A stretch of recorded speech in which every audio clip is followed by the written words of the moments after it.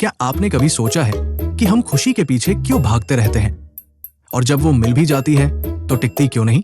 सोचिए, आपने अपनी ड्रीम कार खरीदी, वो चमकती हुई नई नवेली गाड़ी। 2 हफ्ते बाद क्या हुआ? दिमाग में आया, यार अगला मॉडल ज्यादा अच्छा होता, या थोड़ा और इंतजार कर लेता तो बेहतर फीचर्स मिल जाते। या फिर आपने किसी बड़े एग्जाम की तैयारी की, जी जान लगा दी, पास भी हो गए, एक पल की राहत मिली, और अगले ही पल अगला टारगेट, अगली चुनौती, अगली टेंशन ने अपनी जगह बना ली। एक जर्मन दार्शनिक थे, आर्थर शोपेनहावर। वो कहते हैं, इसका मतलब है जीवन ने आपको फिर से धोखा दिया है। उनके हिसाब से ये जो हम खुशी खुशी करते हैं ना, ये बस एक सेमी सेटिस्फैक्शन है, दर्द से मिली हुई एक छोटी सी छुट्टी, एक पल का सुकून। और इस छोटी सी छुट्टी के तुरंत बाद एक नई इच्छा, एक नया दर्द, एक नई बेचैनी हमारा दरवाजा खटखटाने लगती है। ये एक अंतहीन दौड़ है। लेकिन हजारों साल पहले इसी भारत की धरती पर हमारे ऋषियों ने एक बिल्कुल अलग बात कही थी। उन्होंने दावा किया था कि एक ऐसा आनंद मौजूद है जो इच्छाओं से परे है, जो कभी टूटता नहीं, जो हमेशा बना रहता है। ये कोई क्षणिक खुशी नहीं, बल्कि एक स्थायी अवस्था है। तो आज हम इसी उलझन को सुलझाने की कोशिश करेंगे। क्या दुख ही हमारी जिंदगी की डिफॉल्ट सेटिंग है, जैसा शोपेनहावर कहते हैं? या फिर हम किसी बहुत बड़ी चीज को अपनी ही अज्ञानता में मिस कर रहे हैं? क्या सच में ऐसी कोई खुशी है जो हमेशा हमारे साथ रह सकती है? शोपेनहावर की दुनिया को समझने के लिए वो कहते हैं कि यहाँ 2 ही चीजें हैं, एक है रिप्रेजेंटेशन और दूसरी है विल। अब ये रिप्रेजेंटेशन क्या है? ये वो सब कुछ है जो आप अपनी आंखों से देखते हैं, अपने कानों से सुनते हैं, अपने दिमाग से सोचते हैं।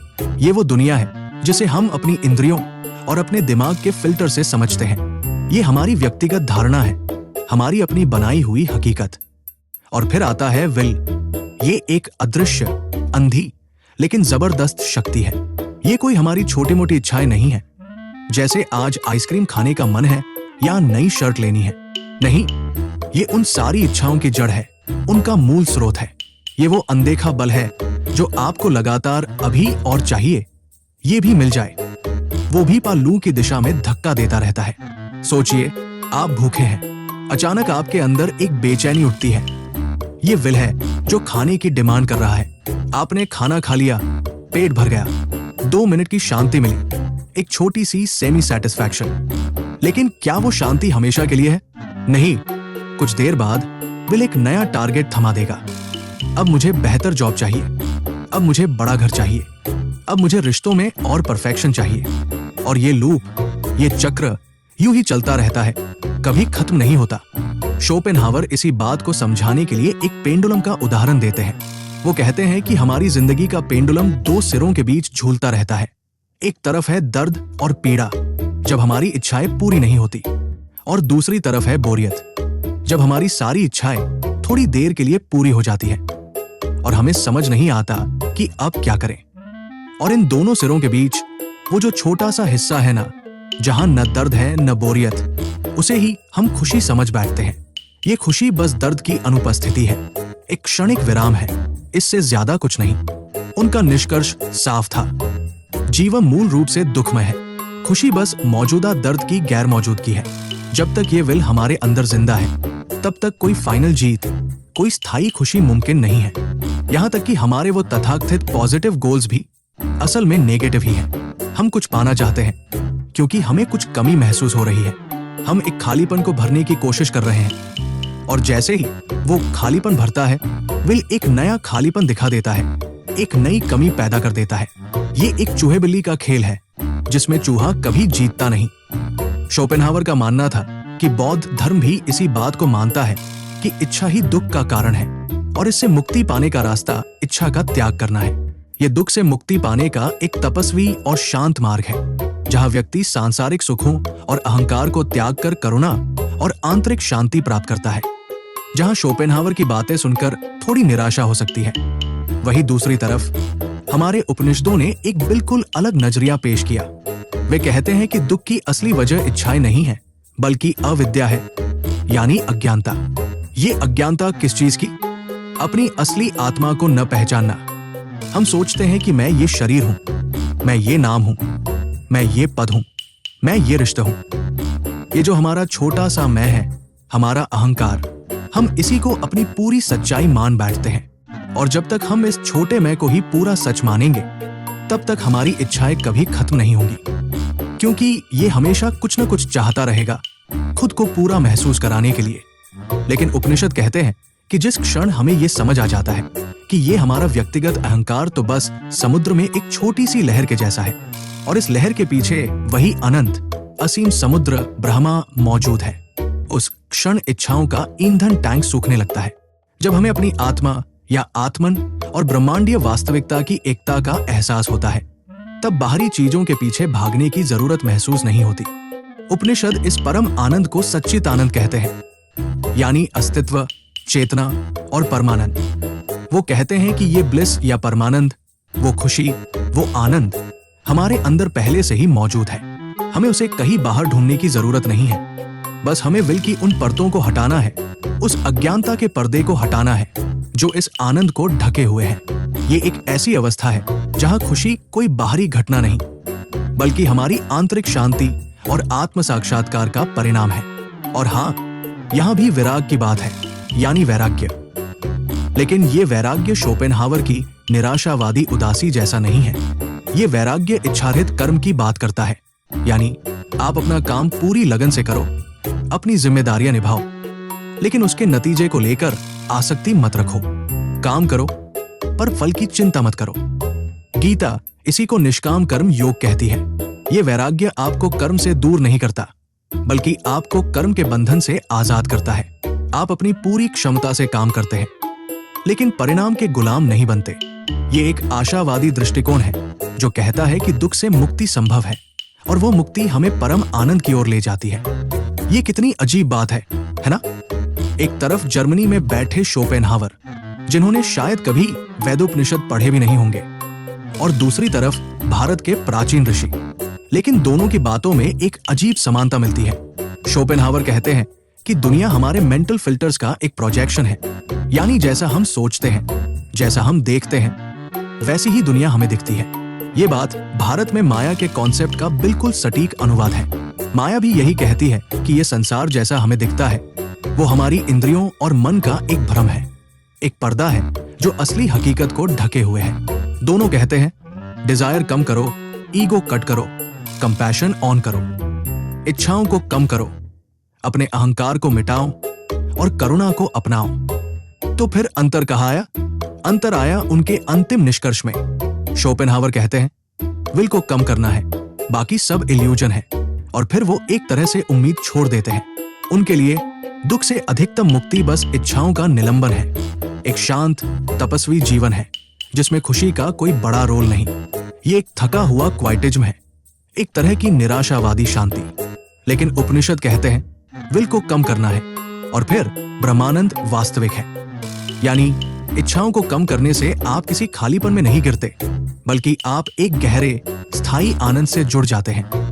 ब्रह्मानंद से ये कोई निराशा नहीं, बल्कि एक सेलिब्रेट वाला ट्रांसेंडेंस है।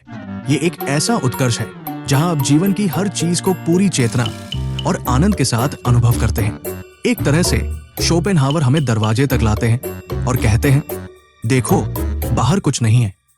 लेकिन उपनिषद हमें उस दरवाजे से अंदर ले जाते हैं और कहते हैं, देखो अंदर कितना कुछ है। ये अंतर बहुत गहरा है, एक निराशा की ओर ले जाता है, दूसरा आशा और परम मुक्ति की ओर। तो अब सवाल ये उठता है कि हम अपनी रोजमर्रा की जिंदगी में क्या करें? इन दोनों महान दर्शनों से हम क्या सीख सकते हैं? मैं 7 छोटी छोटी चीजें निकालता हूं जो दोनों स्कूलों से उधार लेकर आपके जीवन के पेंडुलम को धीमा कर सकती है, उसे संतुलित कर सकती है। ये वो चीजें हैं जो आपको इच्छाओं के इस अंतहीन चक्र से थोड़ी राहत दिलाकर आंतरिक शांति की ओर बढ़ा सकती है। सबसे पहले, पॉज एंड नोटिस। जब भी कोई नई चाहत उठे, चाहे वो कोई नया गैजेट हो, कोई नई डिश खाने का मन हो, या किसी सोशल मीडिया पोस्ट पर लाइक्स की उम्मीद हो, 10 सेकंड का एक छोटा सा ब्रेक लीजिए। बस रुकिए और खुद से पूछिए, क्या ये चाहत किसी दर्द को भरने का जुगाड़ है? क्या मैं किसी खालीपन को भरने के लिए ये चीज मांग रहा हूं? अक्सर आप पाएंगे कि ये चाहत किसी असंतोष, किसी बोरियत या किसी असुरक्षा की भावना से पैदा हो रही है। इस छोटी सी जागरूकता से आप विल की शक्ति को थोड़ा कमजोर कर सकते हैं। दूसरा, माइक्रो मेडिटेशन। आंखें बंद कीजिए और सिर्फ अपनी सांसों को 1 से 10 तक गिनिए। बस 10 गिनतियां। ये इतना आसान लगता है, लेकिन ये विल को रीसेट करने का एक बहुत शक्तिशाली तरीका है। जब आप अपनी सांसों पर ध्यान केंद्रित करते हैं, तो आपका मन वर्तमान में आता है। इच्छाएं हमेशा भविष्य या अतीत में होती है। वर्तमान में आना आपको इच्छाओं के जाल से थोड़ी देर के लिए आजाद करता है और मन को शांत करता है। इसे दिन में कई बार, जब भी आपको बेचैनी महसूस हो, ट्राई कीजिए। तीसरा, डिटैच टू डू। अपनी टू डू लिस्ट बनाइए, अपने गोल्स सेट कीजिए, लेकिन मस्ट मतलब जरूर करना है को प्रेफर यानी करना पसंद करूंगा में बदल दीजिए। ये एक छोटा सा शब्द है, लेकिन इसका असर बहुत बड़ा है। जब आप कहते हैं मुझे ये करना ही है, तो आप खुद पर एक दबाव बनाते हैं और अगर वो नहीं होता तो निराशा होती है। लेकिन जब आप कहते हैं मैं ये करना पसंद करूंगा, तो आप एक लचीलापन लाते हैं। आप प्रयास तो पूरा करते हैं, लेकिन परिणाम के प्रति आसक्त नहीं होते। ये निष्काम कर्म योग का एक छोटा सा दैनिक अभ्यास है। चौथा, इम्परमानेंस रिमाइंडर। हर शाम एक ऐसी चीज का नाम लिखिए या सोचिए जो आज खत्म हो गई। ये आपका दिन हो सकता है, एक स्वादिष्ट भोजन हो सकता है, एक अच्छी बातचीत हो सकती है, या यहाँ तक कि आपके फोन की बैटरी भी। ये अभ्यास आपको ये याद दिलाता है कि सब कुछ क्षणभंगुर है, कुछ भी स्थायी नहीं है। ये मन को सिकोड़ता नहीं, बल्कि उसे ढीला करता है, उसे चीजों से चिपकने से रोकता है। जब आप इम्पर्मनेंस को स्वीकार करते हैं, तो आप चीजों के खोने के डर से आजाद हो जाते हैं। पांचवा, कंपैशन डिपॉजिट। रोज किसी अजनबी के लिए 2 मिनट की कोई मददगार चीज कीजिए। ये एक दरवाजा खोलना हो सकता है, किसी को रास्ता बताना हो सकता है, या बस किसी को देखकर मुस्कुराना हो सकता है। शोपेनहावर के लिए ये ईगोलेस होने का एक तरीका है, अपने अहंकार को कम करने का, और उपनिषदों के लिए ये वसुधैव कुटुंबकम की भावना को जीना है, यानी पूरी पृथ्वी एक परिवार है। जब आप दूसरों के लिए कुछ करते हैं, तो आप अपने छोटे मैं से बाहर निकलते हैं और एक बड़ी चेतना से जुड़ते हैं। छठा, सिंगल टास्क विंडो। दिन में एक 30 मिनट का ब्लॉक बनाइए, जहां आपका फोन दूसरे कमरे में हो और आप सिर्फ एक काम पर ध्यान दें। शुरुआत में बोरियत आएगी, मन भटकेगा, लेकिन शोपेनहावर कहते हैं कि बोरियत से ही रचनात्मकता पैदा होती है। जब विल को भटकने के लिए बाहरी उत्तेजना नहीं मिलती, तो मन अंदर की ओर मुड़ता है। ये विल की जगह अवेयरनेस को भरने का एक तरीका है। आप अपने काम में, अपनी सोच में, अपनी मौजूदगी में गहरा उतरते हैं। और अंत में इवनिंग ऑडिट। रात को सोने से पहले 3 कॉलम बनाइए। आज मैंने क्या चाहा, मुझे क्या मिला, और संतुष्टि कब तक टिकी। डेटा खुद बोलेगा। खुशी का हाफ लाइफ नैनो सेकेंड्स है, यानी जो चीजें हमें सबसे ज्यादा खुशी देती हुई लगती हैं, उनकी खुशी कितनी क्षणिक होती है। धीरे धीरे चीजों के प्रति आपका मोह भंग स्वाभाविक रूप से होने लगेगा। ये एक वैज्ञानिक तरीका है ये समझने का कि बाहरी चीजें हमें स्थायी खुशी नहीं दे सकती। अगर ये टूल आपको उपयोगी लगे, तो चैनल को सब्सक्राइब कीजिए, ताकि फिलॉसफी सिर्फ किताबों और बातों में नहीं, आपकी रोजमर्रा की जिंदगी में उतरे। ये सिर्फ सिद्धांत नहीं, बल्कि जीने का एक तरीका है। क्या लास्टिंग हैप्पीनेस पॉसिबल है? शोपेनहावर अपने निराशावादी अंदाज में कहते हैं, नहीं, कम से कम इस दुनियावी प्लेन पर तो नहीं। उनके लिए ये संसार ही दुख से भरा है और यहाँ स्थायी खुशी की तलाश करना व्यर्थ है। आप बस दर्द से थोड़ी देर की छुट्टी पा सकते हैं, लेकिन सच्ची स्थायी खुशी एक भ्रम है। लेकिन उपनिषद इस बात को मानते हैं। हाँ, पर आपको प्लेन बदलना पड़ेगा, इनसाइड आउट। यानी आपको अपनी बाहरी दुनिया को नहीं, बल्कि अपनी आंतरिक दुनिया को बदलना होगा। आपको अपनी चेतना के स्तर को ऊपर उठाना होगा। दोनों एक बात पर मोहर लगाते हैं। खुशी के लिए बाहरी चीजों का पीछा करना एक ऐसा खेल है जिसमें जीतना असंभव है। ये एक रिग गेम है, जहां नियम ही ऐसे बने हैं कि आप कभी जीत नहीं सकते।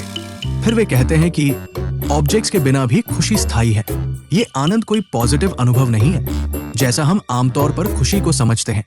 ये ग्राउंड ऑफ बीइंग है। ये हमारी आत्मा का मूल स्वभाव है। इसे आप ऐसे समझ सकते हैं जैसे वाईफाई। आपका फोन रिसेट हो सकता है, पर वाईफाई हमेशा मौजूद होता है। आपको उसे ढूंढना नहीं पड़ता, बस आपको उससे रिकनेक्ट करना होता है। ये आनंद भी हमारे अंदर हमेशा मौजूद है, हमें बस उससे दोबारा जुड़ना है। तो हमें शोपेनहावर की निराशा को अनदेखा नहीं करना है, बल्कि उसे अपना लॉन्च पैड बनाना है। जब आप ये महसूस कर लेते हैं कि बाहर की कोई भी चीज आपको स्थायी संतुष्टि नहीं दे सकती, तो अंदर की ओर रुख करना स्वाभाविक हो जाता है। यही उपनिषद का टर्निंग पॉइंट है, नेति नेति। इसका मतलब है ये नहीं, ये नहीं, यानी ये शरीर मैं नहीं हूं, ये मन मैं नहीं हूं, ये इच्छाएं मैं नहीं हूं, ये रिश्ते मैं नहीं हूं। कुछ भी जो बाहर है या जो बदल रहा है वो स्थायी नहीं है और वो मैं नहीं हूं। जब आप हर उस चीज को नकार देते हैं जो आप नहीं, तो अंत में जो बचता है वही आपकी असली पहचान है, वही आपका कोर है, वही सच्चित आनंद है। जब आप समझ जाते हैं कि बाहर कुछ भी स्थायी नहीं है, तो आप उस स्थायी चीज को अपने अंदर ही खोजना शुरू कर देते हैं। बैलेंस लाइफ, बिना भागदौड़ के जीवन जियो। मैंने खुद 1 साल इस प्रैक्टिस पर काम किया है। मेरी नौकरी, मेरा परिवार, सब कुछ अपनी जगह पर इंटैक्ट था। मैंने कोई सन्यासी जीवन नहीं अपनाया, बस 2 छोटे से नियम अपनी जिंदगी में शामिल किए। पहला नियम था, कोई भी बड़ा या छोटा फैसला लेने से पहले कम से कम 5 गहरी सांसें लेना। ये मुझे तुरंत प्रतिक्रिया करने से रोकता था और मुझे अपने विल के तात्कालिक दबाव से थोड़ा दूर हटने में मदद करता था। इससे मैं ज्यादा सोच समझकर शांत मन से फैसले ले पाता था। और दूसरा नियम था, हर वीकेंड पर आधा दिन साइलेंस में बिताना। यानी कोई फोन नहीं, कोई सोशल मीडिया नहीं, कोई बातचीत नहीं, बस मैं और मेरे विचार। शुरुआत में ये थोड़ा मुश्किल था, लेकिन धीरे धीरे मुझे इसकी आदत पड़ गई। नतीजा, मेरे स्ट्रेस स्पाइक्स कम हुए। जहां पहले छोटी छोटी बातें मुझे परेशान कर देती थी, अब मैं ज्यादा शांत महसूस करता था। और सबसे दिलचस्प बात यह थी कि मेरा क्रिएटिव आउटपुट बढ़ गया, क्योंकि जब विल थमता है, जब मन शांत होता है, तो बुद्धि ज्यादा स्पष्ट हो जाती है, विचार ज्यादा स्पष्ट आते हैं, समस्याएं ज्यादा आसानी से सुलझती है। इसीलिए मैं कहता हूं, शोपेनहावर का दुख आपको डिप्रेशन में न धकेले, बल्कि ये एक अलार्म है। विल ओवरटाइम पर है, अवेयरनेस मोड पर स्विच करो। ये आपको चेतावनी दे रहा है कि आपकी इच्छाएं आपको चला रही है और अब समय है कि आप अपनी चेतना को जागृत करें।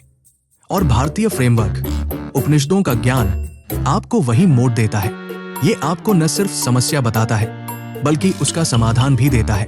कमेंट में बताइए, आपका पेंडुलम किस पर सबसे ज्यादा झूलता है, करियर, रिलेशनशिप या शॉपिंग? अगर डिस्कशन अच्छा हुआ तो मैं अगले वीडियो में टॉप कमेंट्स पर डिटेल ब्रेकडाउन लाऊंगा। आपकी कहानियां हमें इस चर्चा को और आगे बढ़ाने में मदद करेंगी। तो क्या सुख सिर्फ भ्रम है? शोपेनहावर ने हमें आधी सच्चाई बताई कि दुनिया के सुख क्षण भंगुर होते हैं, अस्थायी होते हैं। वो एक लहर की तरह आते हैं और चले जाते हैं। लेकिन भारतीय ऋषियों ने हमें पूरी तस्वीर दिखाई कि इच्छारहित आनंद वास्तविक है और वो आपका जन्मसिद्ध अधिकार है। ये कोई ऐसी चीज नहीं है जिसे आपको बाहर से हासिल करना है, बल्कि ये आपके अंदर ही मौजूद है। दुख को नकारिए मत, उसे एक रिमाइंडर बनाइए, एक चेतावनी कि कुछ गहरा इंतजार कर रहा है। ये दुख हमें बताता है कि जिस रास्ते पर हम चल रहे हैं वो हमें स्थायी संतुष्टि नहीं देगा।